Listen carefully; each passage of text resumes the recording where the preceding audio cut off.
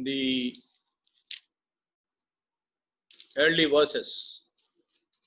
Today we are going to see 2 Peter chapter 1, and we will read few verses. 2 Peter chapter 1,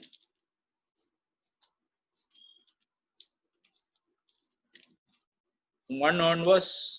We will read until verse 11.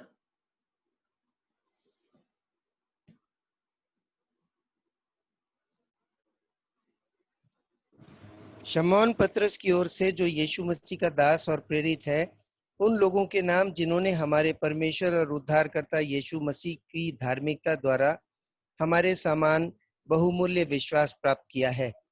परमेश्वर की और हमारे प्रभु यीशु मसीह की पहचान के द्वारा अनुग्रह और शांति तुम में बहुतायत से बढ़ती जाए, क्योंकि उसकी ईश्वरीय सामर्थ्य ने सब कुछ जो जीवन और भक्ति से संबंध रखता है हमें उसी की पहचान के द्वारा दिया है, जिसने हमें अपनी ही महिमा और सद्गुण के अनुसार बुलाया है, जिनके द्वारा उसने हमें बहुमूल्य और बहुत ही बड़ी प्रतिज्ञाएं दी हैं, ताकि इनके द्वारा तुम उस सड़ाहट से छूटकर जो संसार में बुरी अभिलाषाओं से होती है, ईश्वरीय स्वभाव के संभागी हो जाओ।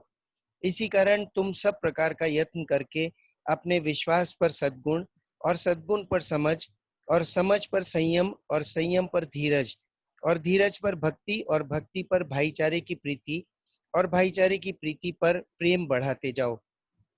क्योंकि यदि ये बातें तुम में वर्तमान रहें और बढ़ती जाएं, तो तुम्हें हमारे प्रभु यीशु मसीह की पहचान में निकम्मे और निष्फल होने न देगी।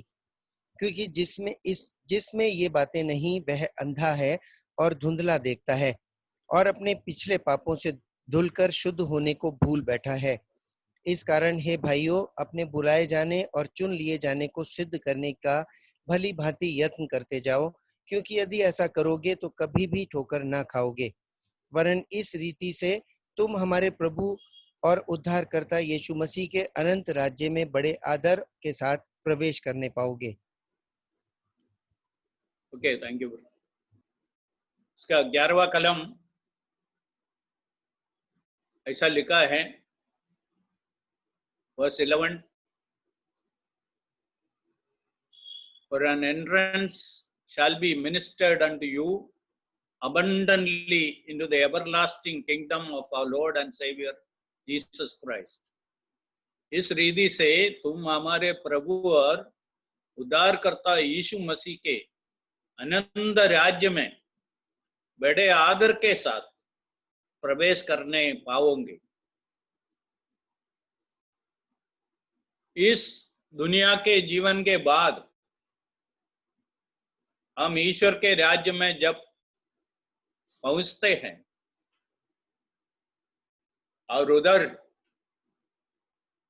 यीशु मसीह हमें उनके अनंत राज्य में बड़े आदर के साथ, हिंदी में बहुत क्लियर है, इंग्लिश में इतना क्लियर नहीं है। इंग्लिश में लिखा है,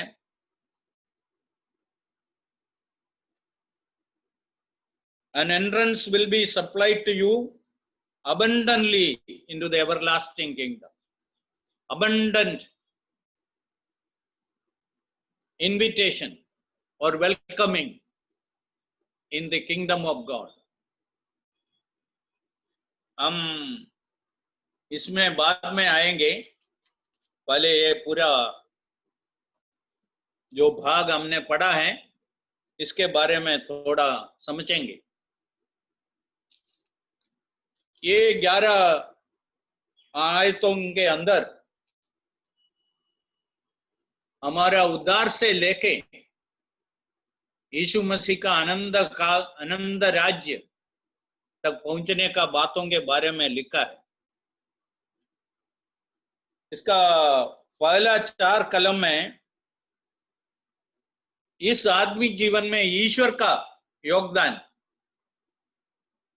what is God's part in our Christian life. So there is certain things God does in our life throughout after salvation. उद्धार पाने के बाद हमारे पूरे जिंदगी में जब तक हम इधर होगा, इस आदमी जीवन में ईश्वर कुछ करते हैं। दूसरा भाग है 5 से 7 तक। इधर लिखा है हम इस जीवन में क्या करना है, हमारा शेयर क्या है, हमारा भाग क्या है। आत्मिक जीवन में, क्रिश्चियन लाइफ में एक विश्वासी क्या करना है।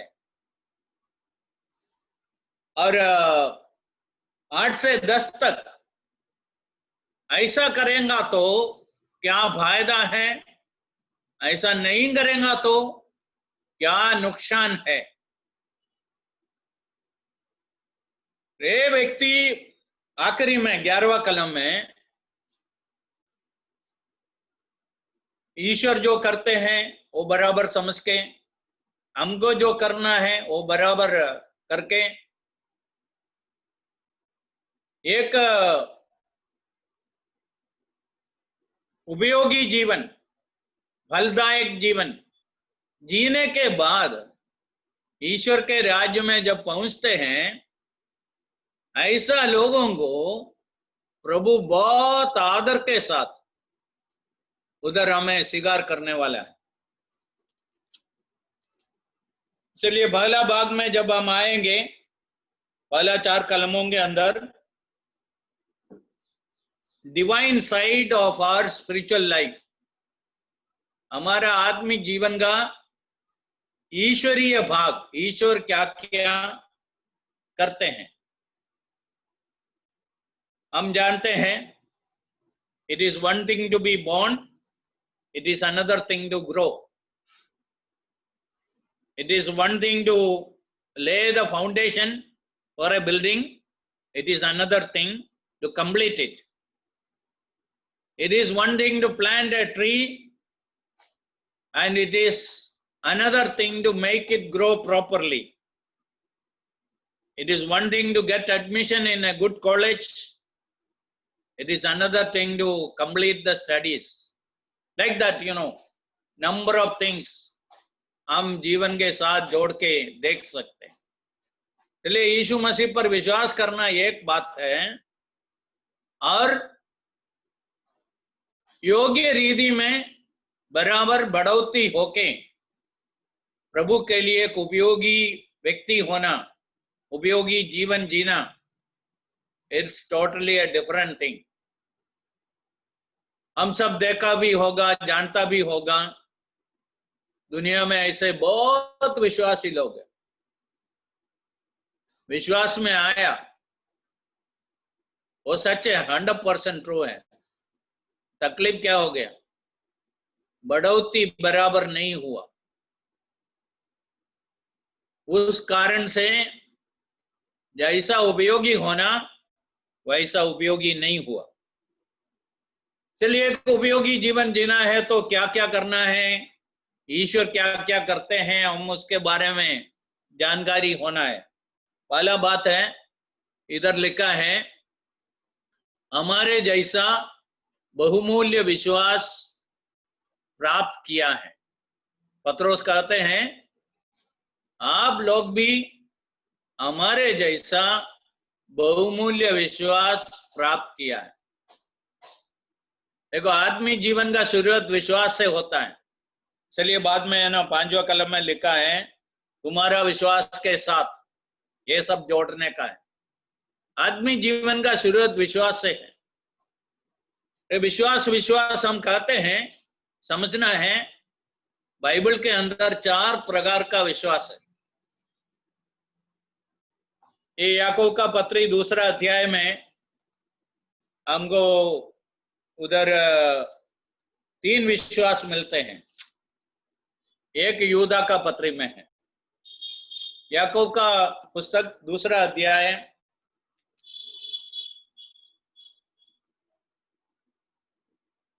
उसका 19वां कलम।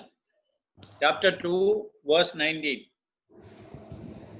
तुझे विश्वास है कि एक ही परमेश्वर है, तू अच्छा करता है। दुष्ट आत्मा भी विश्वास रखते और थरथराते हैं। ओके, पहला विश्वास है, लोग बोलते हैं हम ईश्वर पर विश्वास करते हैं और ईश्वर है, ईश्वर सबको सब कुछ देता है। आई वो भी बहुत लोगों को जानकारी है। बहुत लोग ये कबूल करते हैं, ईश्वर हमको पानी देता है, खाना देता है, प्रकाश देता है, हवा देता है। ये सब बहुत लोग कबूल करते हैं, जानते हैं। फिर ये सब इंटेलेक्चुअल फेथ है, बुद्धि का विश्वास है,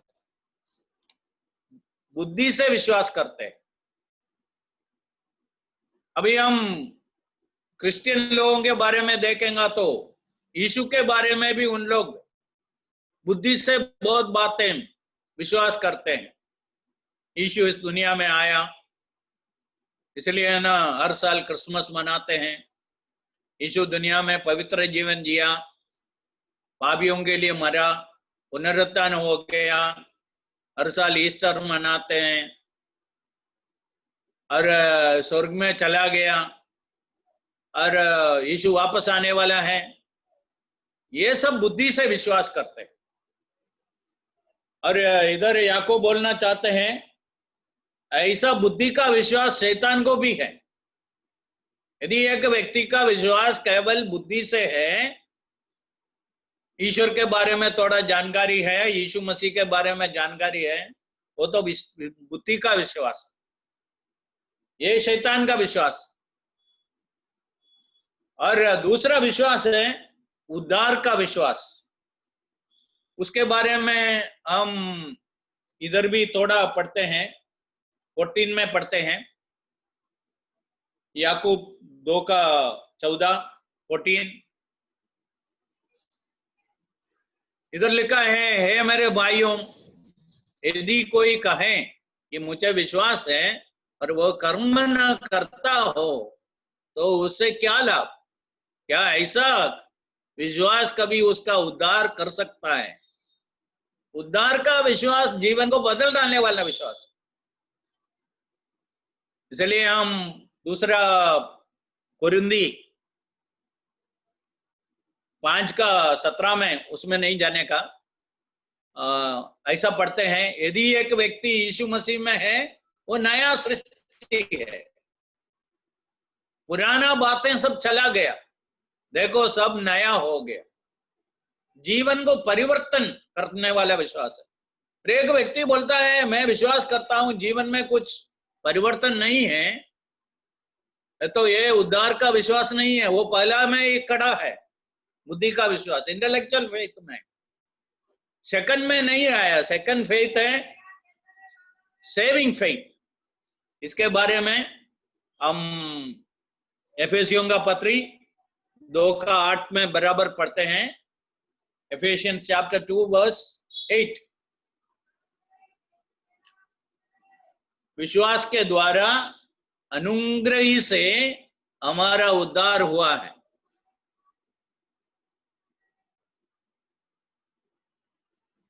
By grace you are saved through faith, and that not of yourself, it is the gift of God. विश्वास के द्वारा अनुग्रह से तुम्हारा उद्धार हुआ।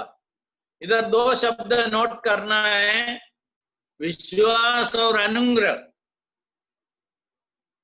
अनुग्रह का मतलब क्या है? ग्रेस। ग्रेस का अर्थ यह है जिसके लिए हम लायक नहीं था, वे हमको ईश्वर देता है। We did not deserve what we did not deserve, God is giving us. That is grace. ये समझना है तो ग्रेस मार्क के बारे में थोड़ा समझो। ग्रेस मार्क का अर्थ क्या है? पास होने के लिए 40 मार्क चाहिए, मुश्किल से आपको 35 मिला है, 35 मिला है, 40 नहीं मिला है, और बोर्ड आपको उसके अंदर कुछ आपका आंसर पेपर में 5 मार्क के लिए कुछ नहीं है, फिर भी 5 मार्क दिया और आपको पास कर दिया, ये है ग्रेस मार्क। चलिए ईश्वर के साथ हमारा उद्धार के बारे में देखें, ये 5 मार्क नहीं है, 100% है। कोई भी व्यक्ति दुनिया में उद्धार के लिए लायक नहीं था, 100% अनुग्रह में हमको दिया है। अरे हमारा कैसा हो गया? विश्वास से। ईश्वर अनुग्रह में दिया, हम विश्वास से लिया। God gave this salvation in grace, which we did not deserve at all. How did it become our salvation, my salvation? I have received it by faith. मैं विश्वास से उसको स्वीकार किया। इसलिए दूसरा विश्वास है बाइबल में उद्धार के लिए जो विश्वास है। वापस हम याकूब में जाए और उधर तीसरा एक विश्वास है, उसके बारे में हम उधर पढ़ते हैं।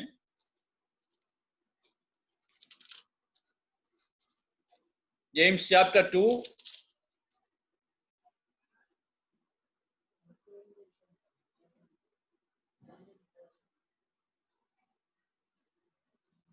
22 में हम पढ़ते हैं।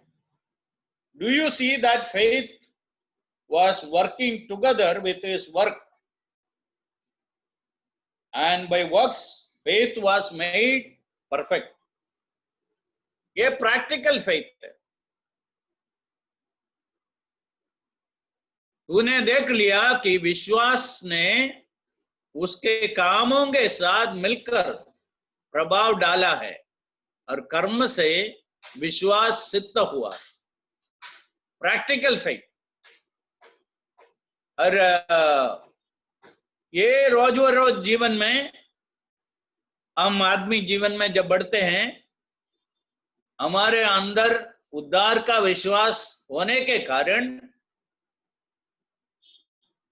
ये प्रैक्टिकल लाइफ में आ जाते हैं। इसको बोल सकते हैं living faith, every day living by faith. वो फेथ हमारा आत्मिक जीवन में बहुत मदद में आता है। So third faith is practical faith. It can be called a living faith. जो उद्धार पाया है उसको प्रतिदिन इस विश्वास में जीने का है। आखिरी बात है डॉक्ट्रिनल फेथ। जो सच्चाइयां हम विश्वास करते हैं। ये यहूदा का पत्री, उसका तीसरा कलम में हमको मिलेगा।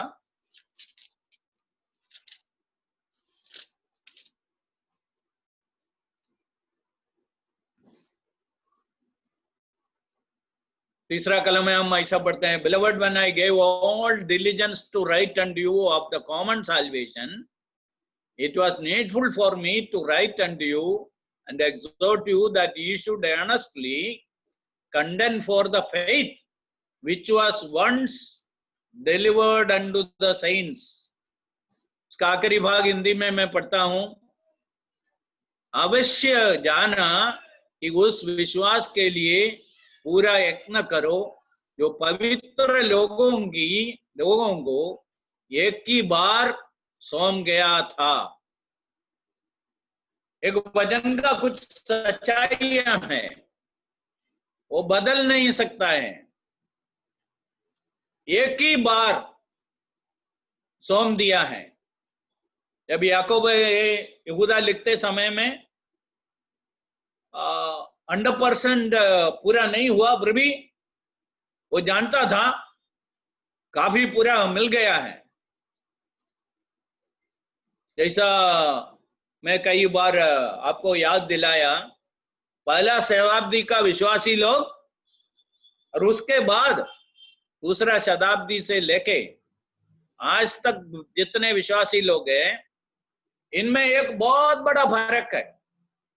The first century Christians and Christians from second century to till this day, there is a great difference. What is the difference? फर्क क्या है? उनके पास, पहला शताब्दी का विश्वासियों के पास नया नियम जो पूरा रूप में आज हमारे पास है, उनके पास नहीं था. ये पत्रियों सब अलग अलग मंडलियों को लिखा हुआ है और नए नए विश्वासी लोगों को उसके बारे में कुछ जानकारी भी इतना नहीं था. और फिर प्रभु उनका जरूरतों को पूरा करने के लिए टेम्पररी गिफ्ट्स दिया था. ऐसा कुछ लोग आज भी दुनिया में है, कुछ लोग बोलना चाहते हैं सब कुछ जैसा पहला शताब्दी में था वैसा आज भी होना है. एक बात में कम से कम हो नहीं सकता है. वो कौन सा है? प्रभु का वचन लिखने का बात. ये पहला शताब्दी में सीमित था. This was confined first century. After that our big people were there. कितना भी बड़े बड़े लोग थे, कितना जानकारी वाले लोग थे, उन लोगों को इस पुस्तक के साथ एक अक्षर भी जोड़ने का अनुमति नहीं था, आज तक नहीं है. ये आपको समझने का एक बात है. ये संपूर्ण बाइबल, उसका सच्चाइयां हमको मिल गए हैं. हम उसको हमारा विश्वास का बात मानते हैं. इसको हम बोल सकते हैं डॉक्ट्रिनल फेथ, सच्चाइयों पर विश्वास. हम कुछ सच्चाइयों पर विश्वास करते हैं. हम बाइबल क्या है, यीशु मसीह कौन है, पवित्र आत्मा क्या है, पवित्र आत्मा कौन है, उद्धार का अर्थ क्या है, मंडली क्या है, मंडली इधर से स्वर्ग जाने का बात, हमारा न्याय होने का बात, यीशु मसीह दुनिया में वापस आने का बात, ऐसा बहुत सच्चाइयां विश्वास करते हैं. मेरे पास एक बाइबल है, एक पुस्तक है 100 बाइबल लेसन्स. ये सब ऐसा सच्चाइयों के बारे में स्टडी है. 100 बाइबल लेसन्स. और एक चर्च के अंदर एक पास्टर 2 साल से ऊपर जो बाइबल स्टडी लिया है उसके बारे में है. वो सब बाइबल का सच्चाइयां है, उन पर हमारा विश्वास. इसलिए इधर पत्रोस जब बोला है पहला कलम में, सेकंड पीटर चैप्टर 1 वर्स 1 में, प्रेशियस फेथ, हमको ये बहुमूल्य विश्वास मिला है. ये सारे विश्वासों को साथ में जोड़ के हैं. बुद्धि का विश्वास, उद्धार का विश्वास, रोज रोज जीवन में जो विश्वास होना है वो विश्वास, और वचन का सच्चाइयों पर जो विश्वास, सब मिलके. इसलिए पत्रोस एक बात इधर ज्यादा इंपॉर्टेंस देना चाहते हैं. हमारा सा बहुमूल्य विश्वास प्राप्त किए हुए है. इसलिए उनका विश्वास और हमारा विश्वास एक ही है, उसमें कुछ फर्क नहीं है. इसलिए पहला बात हमको समझना है, ये बहुमूल्य विश्वास हमको मिला है. हम ईश्वर को बुद्धि से जानते हैं, हमारा उद्धार के रूप में हम विश्वास किए हैं, और रोज व रोज जीवन में हम प्रभु पर विश्वास रखते हैं और प्रभु का वचन में दिया हुआ सच्चाइयों पर भी विश्वास करते हैं. दूसरा बात, तीसरा कलम में chapter 1 verse 3, according as his divine power has given unto us all things that pertain unto life and godliness, through the knowledge of him that hath called us to glory and virtue. उसके ईश्वरीय सामर्थ्य ने सब कुछ जो जीवन और भक्ति से संबंध रखता है, हमें उसी के पहचान के द्वारा दिया है, जिसने हमें अपनी ही महिमा और सद्गुण के अनुसार बुलाया है। इधर जो नोट करने का बात है, दूसरा ईश्वर जो करते हैं, ईश्वरीय सामर्थ्य सब कुछ जो जीवन और भक्ति के लिए चाहिए, भक्ति से संबंध रखता है, सब कुछ हमको प्रदान करता है। डिवाइन पावर ऑफ गॉड, ईश्वर का सामर्थ्य हमें सब कुछ देता है, इस दुनिया का जीवन के लिए, हमारा आत्मिक जीवन के लिए। देखो ईश्वर का बैलेंसिंग कैसा है। हम विश्वास में आने के बाद खाली भक्ति जीवन के लिए जो कुछ चाहिए मिलेगा, ऐसा नहीं है। विश्वासी लोग समझ लो, हमारा इस शारीरिक जीवन के बारे में ईश्वर बहुत ध्यान रखते हैं, एक विश्वासी को समझने का बात। और हमारा जरूरतें सब कैसा पूरा करते हैं, उनका ईश्वरीय सामर्थ्य से। ईश्वर उसके लिए कुछ अरेंजमेंट करते हैं। और मत्ती का सुवार्ता में पढ़ते हैं, आकाश के पक्षियों को देखो, वो कुछ खाना कुछ बोता नहीं है, कुछ काटता नहीं है, कुछ बटोरते रखता नहीं है, ऐसा फिर भी तुम्हारा स्वर्गीय पिता उनको खिलाता है। तुम्हारा स्वर्गीय पिता उनको खिलाता है। ईश्वरीय सामर्थ्य में ईश्वर उनके लिए इस पृथ्वी में अरेंजमेंट करके रखा है, अरेंजमेंट करके रखता है। और इसलिए वो पक्षियों को उसका खाना मिलते हैं। उसको कुछ मनुष्यों के जैसा कुछ खेती करने का जरूरत नहीं है और इकट्ठा करके रखने का जरूरत नहीं है। वो सब उसके सृष्टिकर्ता इस सृष्टि में अरेंज करके रखा है। इसलिए हमारे जीवन में भी हमारे लिए ईश्वर उनका सामर्थ्य में सब कुछ अरेंज करके देता है। एफेसियों का पत्र 1 में एक कलम है, एफेसियंस चैप्टर 1 वर्स 19, Ephesians 1:19.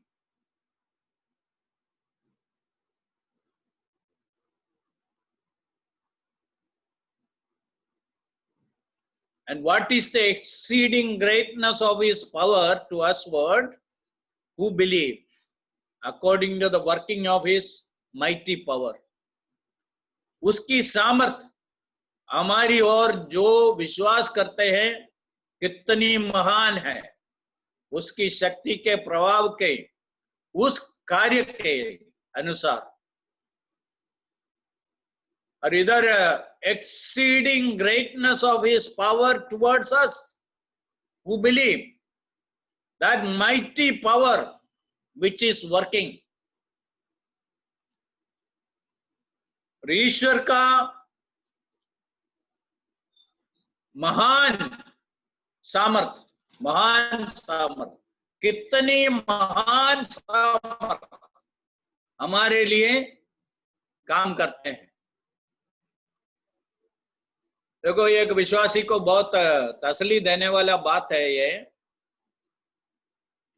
हमारा जीवन को इस दुनिया में आगे बढ़ने के लिए जो मदद चाहिए वो ईश्वर उनका महान सामर्थ्य में, कितना महान सामर्थ्य में करके देता है, करते हैं। इसलिए हम विश्वास में आने के बाद हमें आगे आगे बढ़ाने के लिए आज तक ये महान कार्य सामर्थ्य हमारे लिए काम किया है। हमें कैसा ईश्वर अलग अलग जगह में लेके गया, हमारे लिए कैसा द्वार खोल दिया, योग्य व्यक्तियों के साथ हमारा मुलाकात होने को दिया, ये सब उनका ईश्वरीय सामर्थ्य है। देखिए, हम प्रेरितों का काम 8, 9 और 10 में 3 व्यक्तियों का जीवन का रूपांतर होने का कहानी पढ़ते हैं। 8 में वो खोजा है। खोजा कैसा फिलिपोस को मिल सकते हैं, और मिलना मुश्किल है, और उसको कुछ मदद का जरूरत है। खोजा को फिलिपोस कहां रहता है? समरिया में रहता है। ये जो अरेबियन डिजर्ट से, मरुभूमि से जाते हुए व्यक्ति कैसा उनको मिल सकते हैं? फिर हम क्या पढ़ते हैं? ईश्वर उसके लिए अरेंजमेंट किया है, फिलिपोस को उधर पहुंचाया और दोनों का मुलाकात होने को दिया। फिलिपोस के द्वारा खोजा विश्वास में आया। कैसा ईश्वर का सामर्थ काम करते हैं उसका एक दृष्टांत उधर है। 9 में जब हम आते हैं, पौलुस और अननियास एक ऐसे साथ में आ सकता है। पौलुस से भयभीत होके अननियास बैठा है, और एक ऐसा दोनों साथ में आ सकता है।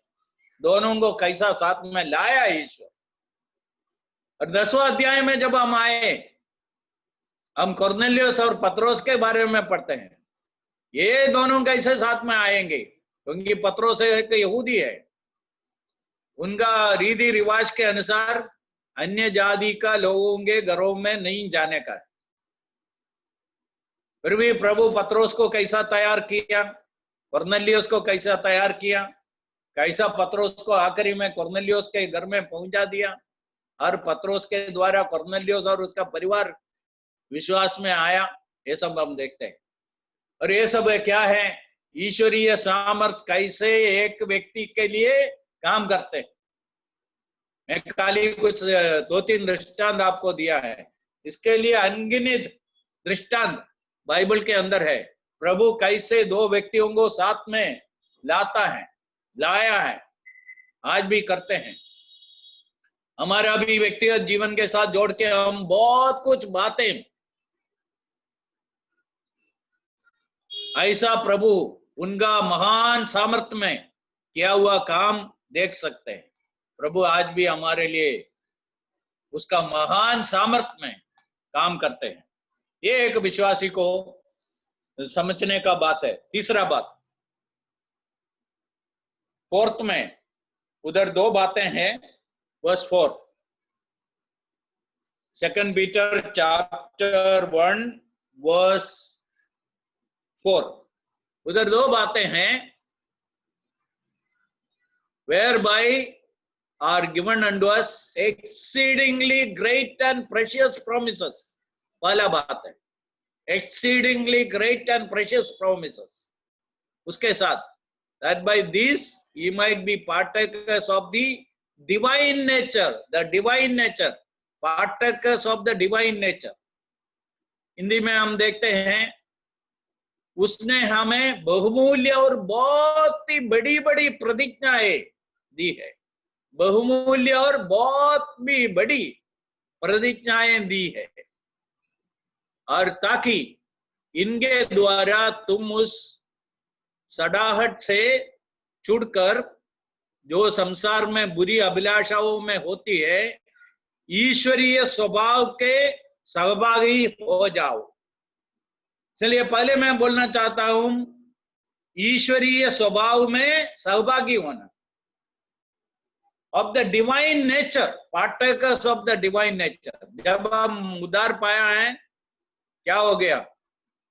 हमारे अंदर एक परिवर्तन हुआ, हमारा जीवन बदल गया। इसका अर्थ क्या है? उस समय तक हमारे लिए जो कुछ बातें अति प्रिय था, वो अधिप्रिय होना बंद हो गया। Those things were so dear to us, stop becoming so dear to us। और जो चीजें अभी तक हमको इतना ज्यादा महत्व का नहीं था, इतना प्रिय नहीं था, वो हमारे लिए बहुत प्रिय हो गया। ईश्वर हमारा स्वभाव बदल डाला। ये स्वभाव का बदल जाने में एक तितली को देख लो। ये तितली बनने तक उसका खाना क्या था? उसका खाना था ये कड़वा पत्ता था। जब वो तितली बन गया, उसके अंदर ऐसा एक रूपांतर हो गया, बाहर भी हुआ है और अंदर ऐसा रूपांतर हो गया। कल तक जो खाना खाता था वो खाना बंद हो गया। वो खाने के लिए कुछ रुचि नहीं है, वो खाना उसको पसंद नहीं है, वो खाना वो खा नहीं सकता है। उसको पूछेगा तो जवाब क्या मिलेगा? मेरा रूपांतर हो गया। अभी उसका खाना अलग खाना हो गया। यह है विश्वासी का जीवन में एक रूपांतर होता है। आत्मिक जीवन पुराना जीवन के साथ कुछ जोड़ना ये नहीं है। जो क्षण हम प्रभु यीशु मसीह पर विश्वास किया, एक व्यक्ति में इतना परिवर्तन होने का कारण इधर है। क्या है? ईश्वरीय स्वभाव का सहभागी हो गया, partakers of the divine nature. वो ईश्वरीय स्वभाव का भागीदार हो गया। God has changed our life. God has brought a new likeness for things in our life. हमारे जीवन में बदलाव आया। फोर्थ, उधर उसी कलम में है, God has given unto us exceedingly great and precious promises. इस दुनिया में जीने के लिए ईश्वर क्या दिया हमको? बहुमूल्य और बहुत ही बड़ी प्रतिज्ञाएं दी। बाइबल के अंदर ऐसा हजारों प्रतिज्ञाएं हैं और उसमें से सब प्रतिज्ञाएं बड़ी बड़ी है। अरे सुबह है ना, हमारा ब्रदर अनिल धन्यवाद करते समय में बोला है, एक माँ उसका दूध पीने वाला बच्चों को भूल जाना असंभव है। ईश्वर बोला ये असंभव है, फिर भी करती है। और ईश्वर तुमको कभी ना भूलेगा, ऐसा एक ईश्वर है। देखो, 2-3 बहुमूल्य और बहुत भी बड़ी प्रतिज्ञाएं हम देखेंगे। और यीशु मसीह बोला है, देखो मैं सदाकाल तेरे साथ, I am with you always in all seasons. That's the meaning. Good time and bad time, I'll be with you. एक बात, एक प्रतिज्ञा है। दूसरा है, हम इब्रानियों का पत्र 13वां अध्याय में ऐसा लिखा है, I will never leave you nor forsake you, verse 5। उस उधर लिखा है, मैं तुमको कभी ना भूलूंगा, कभी ना छोड़ूंगा। कितना बड़ा प्रतिज्ञा है। दुनिया में लोग ऐसा नहीं बोल सकते। यदि कोई ऐसा प्रतिज्ञाएं दिया है तो भी शायद वो दुनिया में कल जिंदा नहीं होगा। जिंदा नहीं है तो वो कैसा पूरा करेंगे? हमारा प्रभु सर्वदा जीवित है। इतना नहीं है, वो बदलने वाला नहीं है। उसको मालूम है उसने क्या बताया, वो पूरा करेंगे, कैसा भी पूरा करेंगे। ऐसा करने वाला एक प्रभु है। और जॉन 14 में हम जानते हैं, यीशु मसीह हमको उससे भी एक बड़ा प्रतिज्ञा दिया है, मैं तुम्हारे लिए जगह तैयार करने के लिए जा रहा हूं। तैयार करने के बाद मैं वापस आके जहां मैं हूं वहां तुमको भी लेके जाऊंगा। कितना बड़ा प्रतिज्ञा है।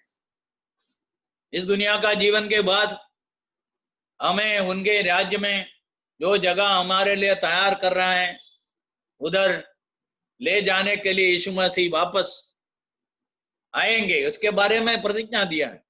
इसलिए ऐसा बहुत बड़ा बड़ा प्रतिज्ञाएं दिया है। इसलिए आदमी जीवन में हम उन्नति पाने के लिए ईश्वर की तरफ से, ईश्वर की साइड से हमको ये 4 बातें मिला है। दोबारा और एक बार मैं ये चारों बोल के आगे बढ़ना चाहता हूं। First one is he has given us precious faith, verse 1.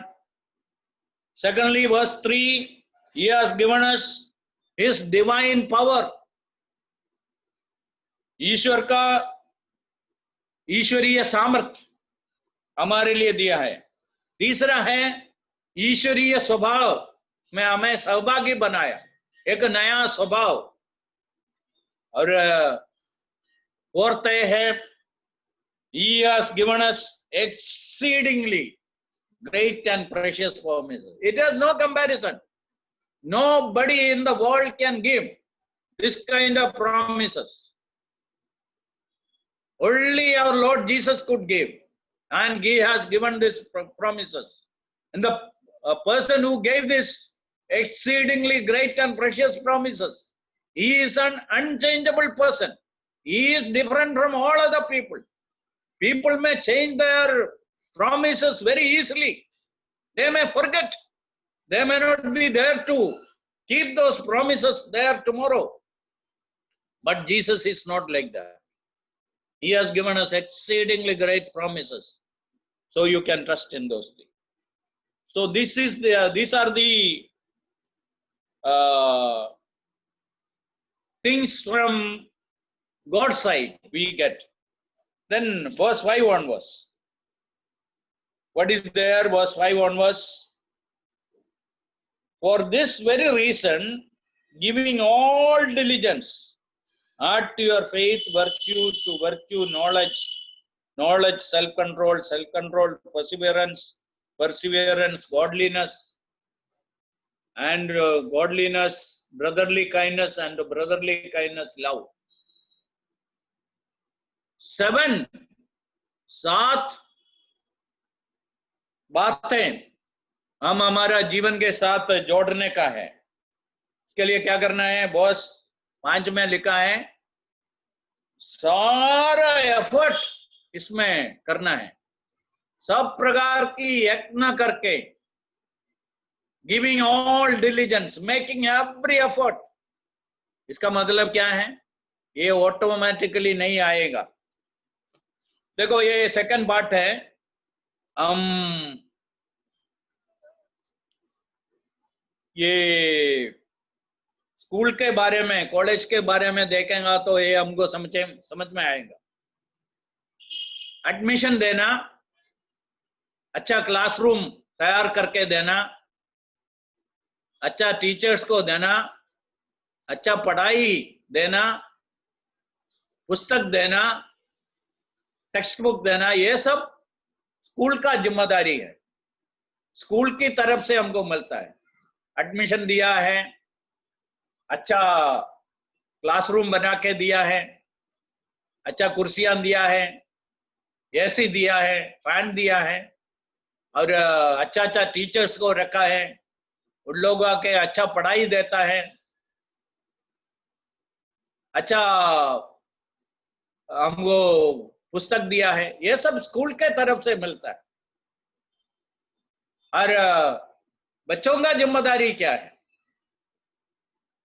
Attendance, attentiveness, taking notes, doing homework, ये सब बच्चों का जिम्मेदारी है।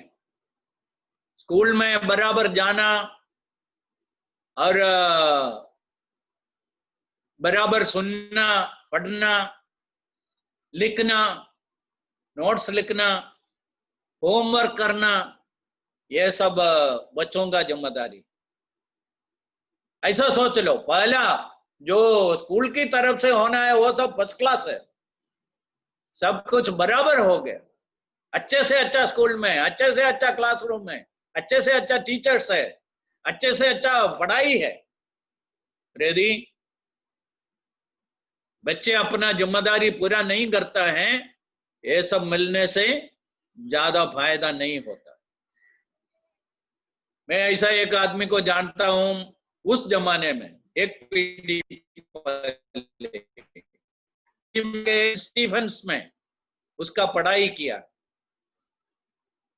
फिर वो 3 साल पूरा करने का कोर्स 6 साल में भी पूरा नहीं किया। वो केरला का एक बहुत बड़ा घर से आया, इसलिए उस जमाने में उसको दिल्ली सेंट स्टीफेंस में भेजा। अरे इतना बड़ा कॉलेज मिलने से क्या फायदा है? वो बस दूसरे लड़कों के साथ मिलके उसका समय को बिगाड़ा, और जितना पैसा घर से आ रहा था उससे जलसा किया और पूरा बिगाड़ दिया। ये हो सकता है। आत्मिक जीवन में भी हमारा कुछ जिम्मेदारी है। उसके लिए क्या करना है? इधर 5वां कलम में लिखा है, making every effort.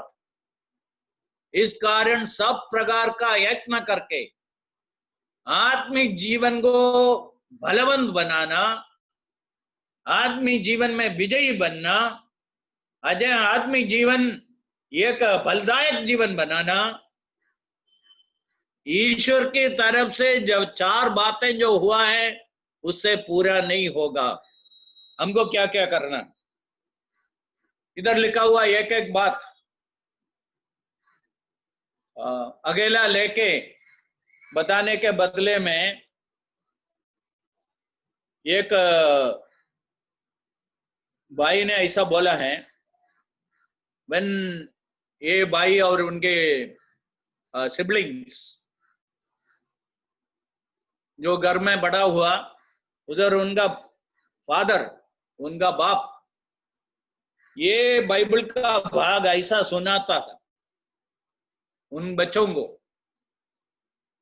A father used to read to his children these verses, verse 5 onwards, like this. Okay. Add to your faith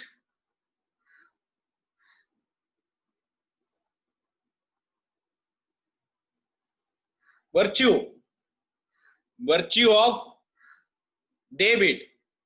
virtue दूसरा ट्रांसलेशन में मैनली करेज लिखा है, manly courage. Okay, add to your faith the virtue of David, to the virtue to knowledge of Solomon, to knowledge of Solomon, self-control of Joseph, to self-control of Joseph, the patience of Job, to the patience of Job, godliness of Daniel, to the godliness of Daniel, brotherly kindness of Mordecai, to the brotherly kindness of Mordecai, the love of John. ऐसा उन बच्चों को उनका बाप ये वचन सुनाता था। मैं विश्वास करता हूं उससे इसका अर्थ हमको बराबर समझ में आएगा। दाऊद का करेज, एक योद्धा के अंदर जो सद्गुण होना, भयभीत से दूर रहना, हिम्मत दिखाना, ये था। इसलिए दाऊद के जीवन में हम ये देख सकते हैं, जब गोलियात को सामना करने के लिए गया, वो कैसा गया उसके बारे में हम पढ़ते हैं। दूसरा, नॉलेज ऑफ सोलोमन, सोलोमन का ज्ञान, विश्वास के साथ सद्गुण, सद्गुण के साथ समझ। आपको मालूम है जब सुलेमान राजा था, 2 औरतों आपस में झगड़ा करता था। एक औरत का बच्चा कैसा भी मर गया, वो मर गया हुआ बच्चा को दूसरी माँ के पास लेटा के उसका जिंदा बच्चा को ये औरत ले लिया और उसके लिए झगड़ा कर रहा था। ये दोनों के बीच में। आखिरी में ये बात सुलेमान के पास पहुंचा। सुलेमान क्या किया, ये सब सुनने के बाद बोला एक तलवार लेके आओ,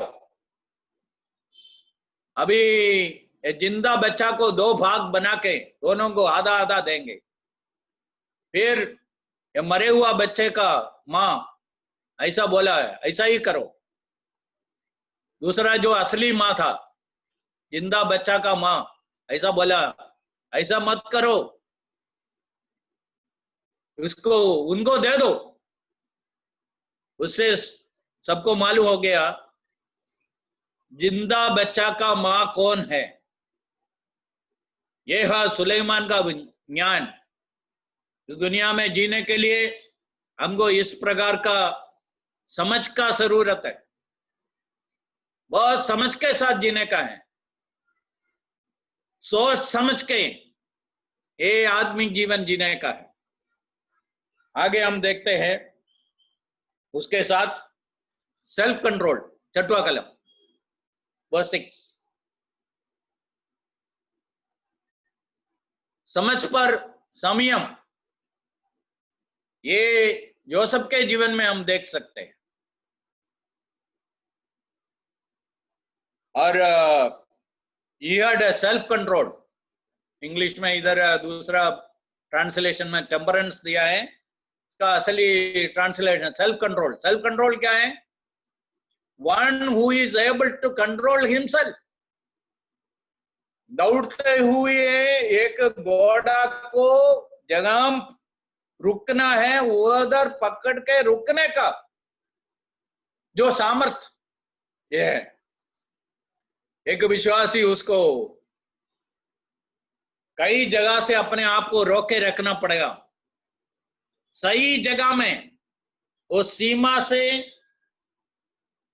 आगे ना जाए, सीमा पार ना करे। अपना सीमा क्या है उसके अंदर उनको सीमित रखने के लिए जो कंट्रोल चाहिए,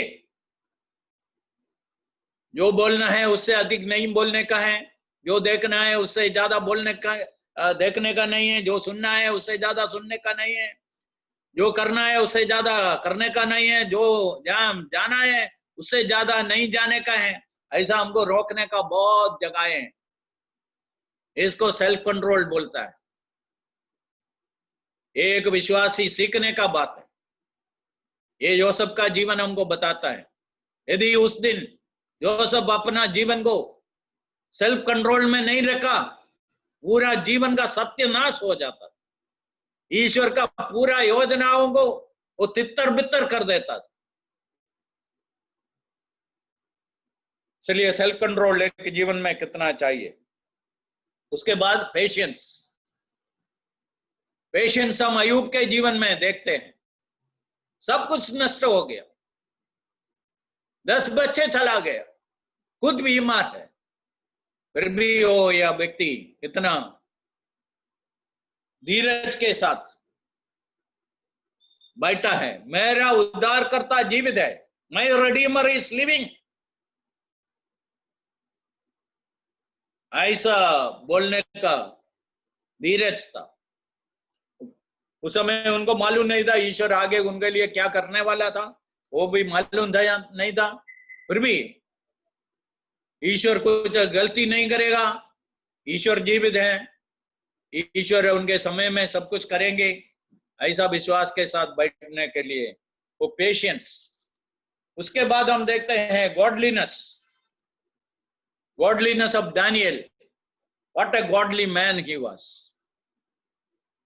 आपको थोड़ा कुछ दानियल का कहानी मालूम है, इसलिए मैं उसमें ज्यादा बोलना नहीं चाहता। उसके बाद ब्रदरली काइंडनेस और मोर्डेकाई,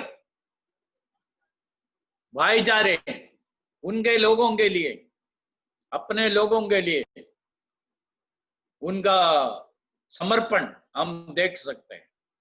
आखिरी में ब्रदरली काइंडनेस टू लव। यूहन्ना वो ऐसा बुलाता है, he is the apostle of love, love one another, love one another, ऐसा आखिरी में लोगों को बताता था। लोगों को मिलते समय, विदा होते समय में ऐसा ही लोगों को बोलता था, लव वन अनदर।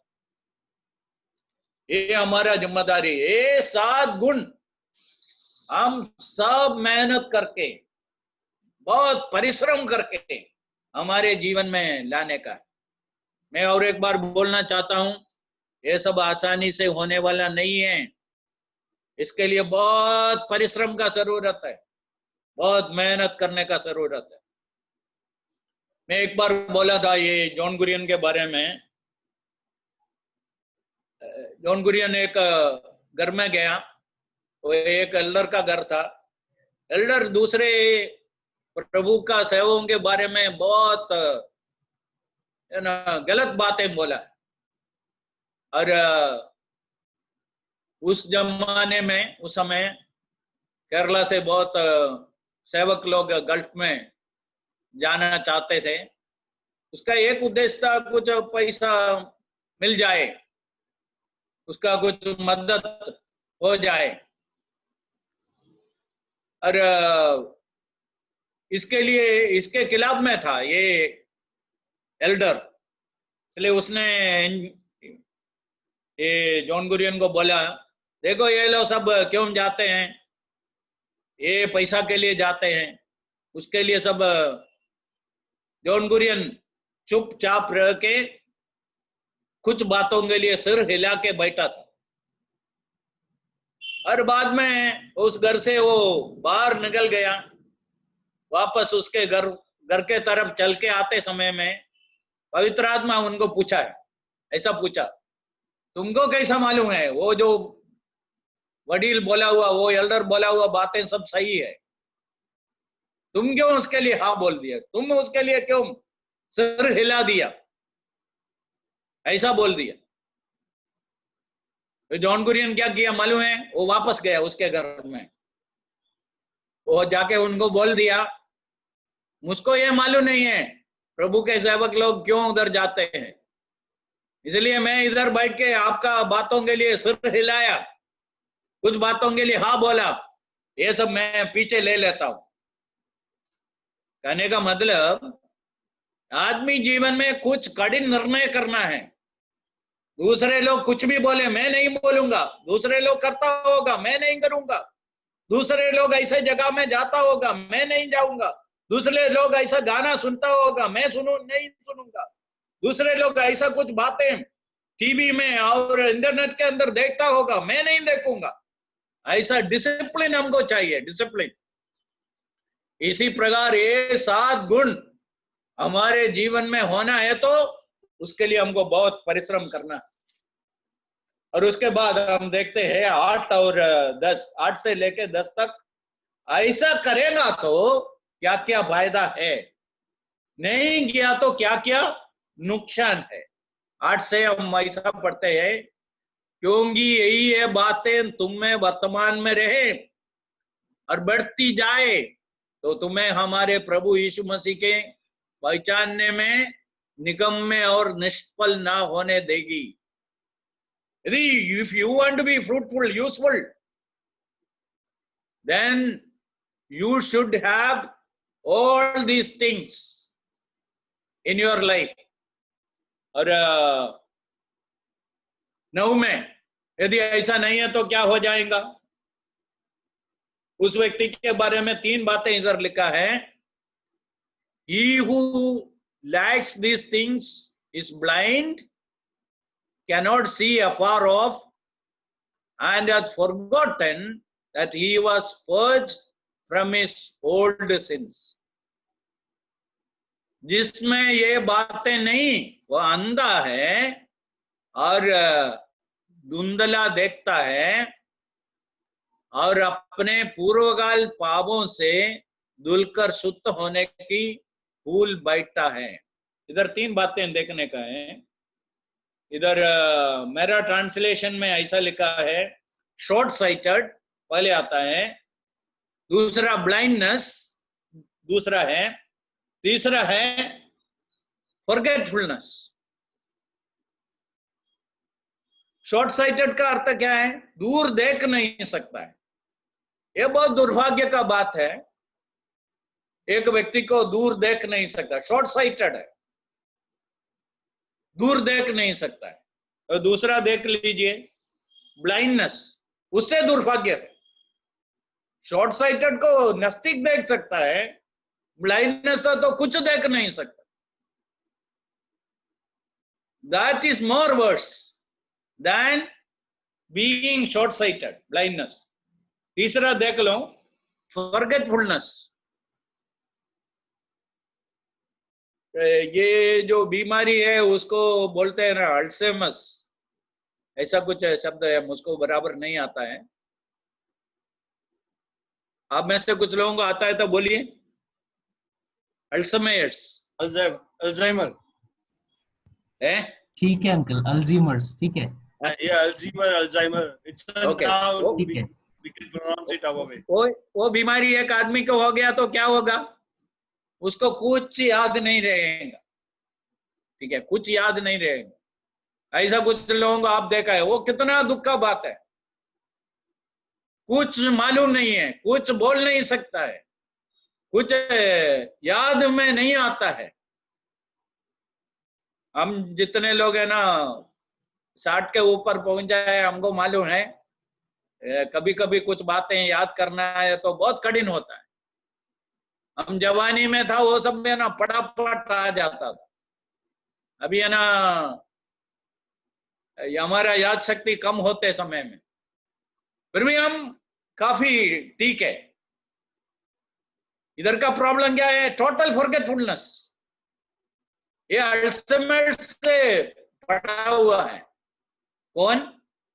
ये जो पहले हम मनन किया हुआ बातें, ईश्वर के साइड से जो बातें हमारे लिए हो रहा है वो उसको बराबर अनुभव नहीं करते हैं, और हमारे तरफ से जो होना है वो भी नहीं होता है। तो कितना दुर्भाग्य मनुष्य है। आत्मिक जीवन में प्रभु को स्वीकार किया और जैसा बढ़ोतरी होना है, जैसा फलदायक होना है, वैसा नहीं हुआ। कितना दुख का बात। आखिरी में 11वां कलम में हम देखते हैं, यदि हम एक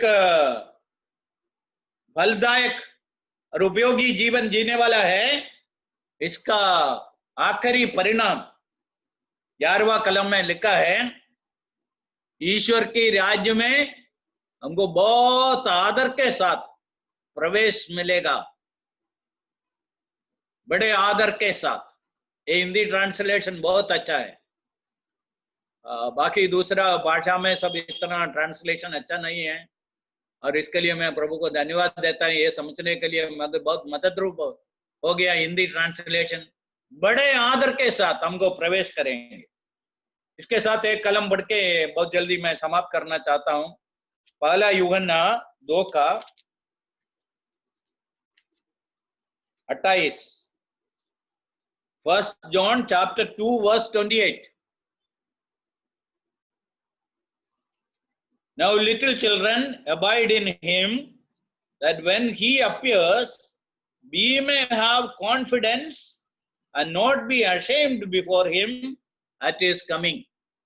Verse 28.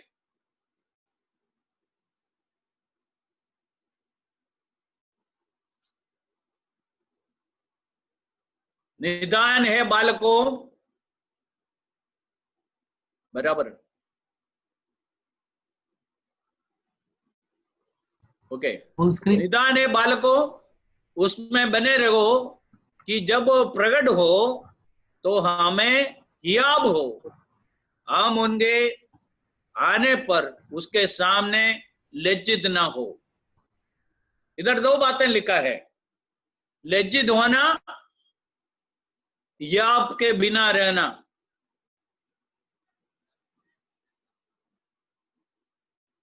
We should have confidence when we meet him. Then we should not be ashamed. यदि एक विश्वासी संभाल के नहीं जिया, जैसा प्रभु उनसे चाहता था वैसा जीवन नहीं जिया, प्रभु आते समय में क्या होगा? उनके सामने प्रकट होने का जो धैर्य उसमें नहीं रहेगा और बहुत लज्जित होके खड़ा होना पड़ेगा। ऐसा है ना, छोटा उम्र में मैं बहुत बड़ा नोटी लड़का था। रात को 9 बजे के आसपास मेरा पिताजी उनका दुकान से वापस आते था और मुझको मालूम है ये सब जो कुछ मैं दिन में किया है वो सब उसके सामने आएगा, मार मिलेगा। इसलिए मैं 8 बजे से पहले सो जाता था। सोता नहीं था, सोने जैसा लेटता था। अरे मुझको उनके सामने आने के लिए हिम्मत भी नहीं था और लज्जित भी था। कुछ बातों का खुलासा करेंगे, इसलिए मैं उसके सामने आना नहीं चाहता। भाइयों बहनों, हम इधर से इधर का जीवन पूरा करके एक दिन ईश्वर के राज्य में प्रवेश होने वाला। उस दिन क्या ईश्वर हमें बहुत आदर के साथ और सबके सामने प्रभु बोले, देखो इधर आ रहा है पीटी वरीस, ये कितना तकलीफ उठा के विश्वास में आया और विश्वास के लिए कितना कीमती चुकाया, कितना समर्पण जीवन जिया और कितना समर्पण के साथ मेरा सेवा किया। हमें से एक एक के बारे में मैं मेरा नाम बोला है, आपको सोच सकते हैं। यदि आज प्रभु यीशु मसीह का दोबारा आगमन हो गया, हम इधर से सीधा उनके पास गया, क्या बहुत आदर के साथ हमको प्रभु उधर स्वीकार करेंगे? बाकी लोगों के सामने प्रभु हमारे बारे में क्या बोलेंगे? ये हमारे लिए सबसे मुख्य विषय होना। जीवन इधर कदम होने वाला नहीं है। हम प्रकटीकरण में ऐसा पढ़ते हैं, जो प्रभु में मरते हैं वो धन्य है। और उसके बाद इस वर्क विल फॉलो हिम, उनका काम उसके पीछे जाएगा। हम इधर से चले जाएंगे इतना नहीं, हम प्रभु के लिए जैसा जिया, क्या किया, क्या नहीं किया, वो सब उधर प्रकट होने वाला है। उसके बारे में कुछ बोलना चाहता था, पर अब समय बहुत ज्यादा गया, इसलिए मैं इधर बंद करना चाहता हूं। इसलिए हमारा आत्मिक जीवन हम बहुत गंभीरता के साथ लेना है।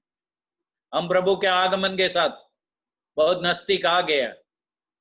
इस आत्मिक जीवन का उन्नति के लिए, एक उपयोगी जीवन जीने के लिए, एक फलदायक जीवन जीने के लिए ईश्वर हमारे लिए क्या क्या करता है, हमारा जिम्मेदारी क्या है, हम क्या क्या करना है, करेंगे तो क्या फायदा है, नहीं करेंगे तो क्या नुकसान है। आखिरी में हम ईश्वर के राज्य में पहुंचते समय में ईश्वर हमें इतना आदर के साथ स्वीकार करना चाहते हैं। उसके लिए हम हमारा जीवन को जांचें, परखें। जहां एडजस्टमेंट का जरूरत है, रीअरेंजमेंट का जरूरत है, कुछ बातें बदलना है, उसके लिए हम तैयार हो जाएं, ताकि उस दिन जब हम उनके सामने खड़े होते हैं हम लज्जित ना हो और हम बहुत कॉन्फिडेंस के साथ और उधर खड़े होने के लिए प्रभु इन वचनों के द्वारा आपको और मुझको आने वाले समय में बहुत मदद करें। प्रभु का नाम का महिमा।